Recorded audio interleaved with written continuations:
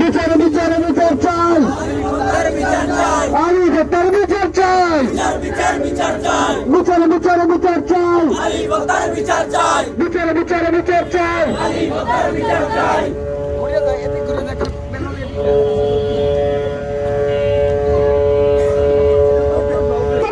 আমাদেরকে হত্যা করে তারা এই দেশে সুস্থ বসবাস করবে, এটা হইতে পারে না। আমরা বিগত মুসলমানের দেশে আমরা কখনোই চাই না এই দেশে হিন্দু মুসলমান দাঙ্গা শুরু হোক, হিন্দুদেরকে যাতে আমরা আঘাত করি, আমরা তাদের বাড়ি ঘরে হামলা করি, এটা ইসলামের শিক্ষা নয়। তাহলে আজকে আমরা উদাত্ত আহ্বান জানাবো, গুটি কয়েক হিন্দু এই দেশে থাকবে, তারা শান্তিপূর্ণভাবে বসবাস করবে, কিন্তু তারা আজকে আমাদের মুসলমান আমাদের উপরে তারা হামলা। আমরা কেন একত্রিত হয়েছি? ভারতীয় উগ্রবাদী সংগঠন যেটাকে বাংলাদেশে আমরা এই স্বৈরাচারী সংগঠন, স্বৈরাচারী দল আওয়ামী লীগের প্রশ্রয় পেয়ে বাংলাদেশে তাদের বিশাল বিশাল সমর্থন তৈরি করে এই উগ্রবাদী সংগঠন ইসকন তৈরি হয়েছে, ঠিক কিনা? এই ইসকনকে আমরা হুঁশিয়ার করে দিতে চাই, বাংলাদেশে অন্তত ভারতের দালালি করে থাকা যাবে না।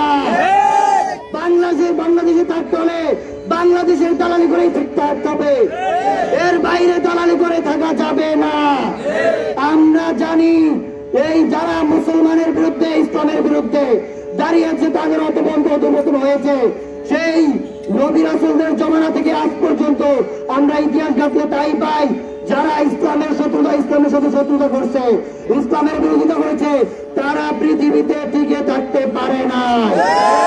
আমরা তোমাদেরকে হুঁশিয়ার করে দিতে চাই, আমার ভাই আলিমকে হত্যা করে তোমরা শান্তিতে ঘরে থাকবা, পারবা না।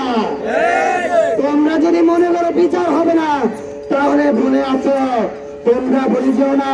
বাংলাদেশে তোমাদের যখন ঢাকা তোমাদের হিন্দুদের এক ভাইকে যখন মারা হয়েছিল, তখন বিশ্বজিৎকে মারা হয়েছিল, আমরা জানি বিশ্বজিৎকে যখন মারা হয়েছিল তোমরা তখন প্রতিবাদ করো নাই। আমার মুসলমান ভাইয়েরা তোমাদের পক্ষ হয়ে আন্দোলন করতে নামেছিল, ঠিক কিনা? আর আজকে তোমরা চেয়েছে সরাসরি তোমরা দাঁড়িয়ে কুপিয়ে পিটিয়ে আমার ভাই আলিফকে, আইনজীবী আলিফকে মারবা, আর আমরা মুসলমান হিসেবে বসে দেখবো। একদম ভুল করতেছো তোমরা। হুঁশিয়ার সাবধান করে দিতে চাই, এই বাংলাদেশে যদি থাকতে চাও, বাংলাদেশের দালালি করে থাকতে হবে।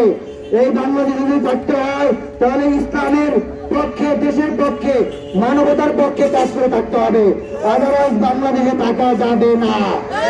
আমি এর আমার বক্তব্য শেষ করতেছি। আমি কোন মুসলমান সে আক্রান্ত হয়, তার ইমানের দাবি হিসেবে সকল মুসলমান আক্রান্ত হবে, এটা হল আমাদের ইমানের দাবি। সংগ্রামে এই খুনের সাথে যে কয়েকজন হিন্দু জড়িত, অনতিবিলম্বে তাদেরকে গ্রেফতার করে তাদেরকে শাস্তির আওতায় আনার জন্য আমরা জোর দাবি জানাচ্ছি।